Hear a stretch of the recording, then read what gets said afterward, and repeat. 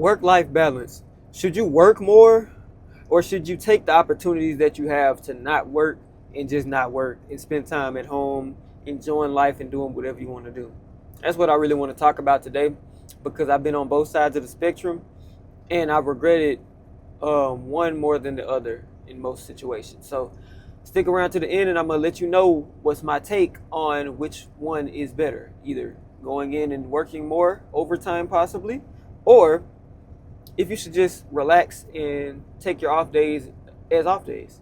So yeah, my first point is financial goals. Let's just talk about the times where you wish you had more money. If you're anything like me, there's been times where I'm like, dang, I thought my check was gonna cover this, and this for the week.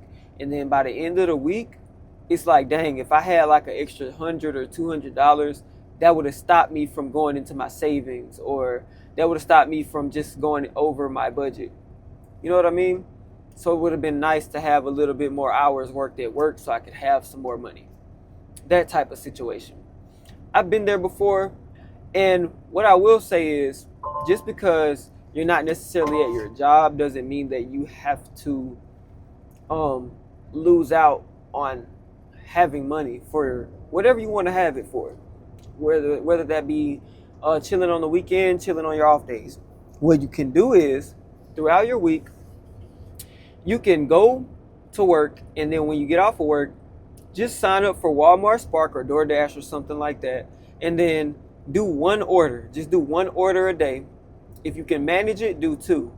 That'll really help you. But if you can do just one order, that might help you get an extra $20 every day. And that might not seem like so much, but if you just do it once for the 5 days you work out of the week, 20 times 5, if I'm not mistaken, that's 100, right? Yeah, that's $100.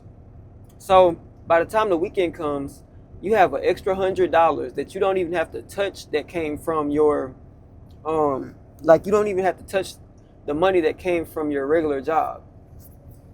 You can just use the extra money that you got off your side hustles, which is kind of what I should have said. The point is side hustles. Side hustles make a big difference when it comes to budgeting, because it's not about the money that you make, it's the money that you keep. And if you can keep all of your W-2, like your job money, and just spend your extra money from the side hustle, bro, you'll never be broke and you'll never go over budget. You'll never have to dig into your savings unless an emergency comes. So that's why it's important to have a side hustle. And I guess that bleeds into my second point, which is choose your spending wisely. All right? If you make $500, $600 a week, don't be out here trying to buy clothes every week, bro. You're going to go broke. You know what I mean? But that don't mean you can't look good. You can't have fashion. But all I'm saying is that if you're making $500, $600 a week from your job, and then you don't use your side hustle, or you don't take your side hustle serious, or you don't have a side hustle, then you're going to have no other choice but to go spend the money that you made at work on clothes, because you don't want to be looked at as less than, or like you don't have a sense of fashion. And I get it.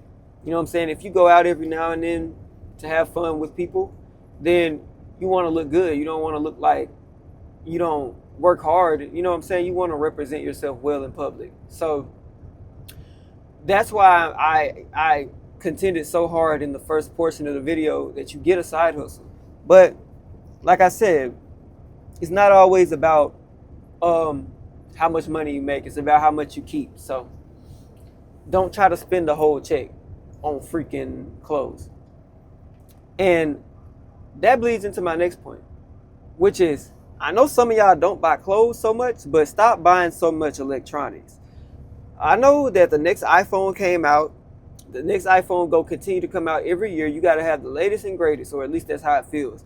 But what you don't realize is that when you steadily getting yourself into consumer debt to buy electronics, because everything is on a payment plan nowadays, you're now setting yourself up to be the slave.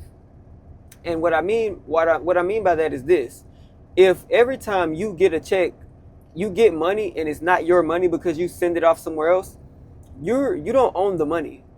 The whoever you're paying, that's who owns your money. And they also own you, because what can you do in this world without money? You can't do anything. If you want to flush your toilet, it costs money. If you want to take a dump, it costs money to get toilet paper. If you want to go for a walk, it costs money to get shoes. Like, literally, even the most simplest things cost money. So when I tell you, stop buying so many electronics and putting everything on payment plans, I mean it, because everything costs money. And whoever you're paying, they're getting richer and richer every year off of your foolishness, your bad financial decisions. And sometimes you just got to bite the bullet and be honest with yourself and say, you know what? I'm not good with my money. I'm not good with my finances, my time. Sometimes it's okay to just be honest in your self-reflection times and just say, hey, I suck in this area. Because the first step of growth is acceptance. You have to accept your flaws so that you can learn from them and grow and move on and get better in life. So I hope that helped somebody out. That was a lot. I'm preaching right now. But let's go to my last point. My last point is stop eating out so much, bro. Look, if you're going to eat out, at least download the apps, because I love to eat out. I'm telling you I do. But I'm going to tell you a story. My girl cooked some mean crawfish etouffee. If you don't know what that is, you ain't from the South. You ain't from Louisiana, so you ain't going to know what that is. But she cooked some crawfish etouffee and stuffed potatoes. Now, that etouffee, the first day we ate it, right? The next day, it was sitting in the fridge. I don't think anybody touched it. We went and got food because we simply forgot that it was even there, because we had built up the habit of eating out so much that now even when we cook food, sometimes it's like, oh, I forgot that I even had that there. You know what I mean? But then I'm like, wait a minute. We got shrimp crawfish etouffee at home, and my girl is getting Wingstop. I'm like, dang, in the car, that Wingstop smells so good. But when I went home and heat up that crawfish shrimp etouffee, I was like, man, this smells so much better. But in the moment, fast food smells so good that you forget that home cooked meals smell better, and they smell good, just as good as the fast food. And all it takes is a microwave, and you didn't save yourself from spending $15. You know how good I felt to know I'm about to eat this good meal and I didn't have to touch a penny to eat? Man, that felt good. Leftovers are the key to saving money. I'm putting you on game. So I hope that helps somebody else out in this short amount of time. I ain't gonna keep you too long. I ain't got too much else to say. So without further ado, we gone.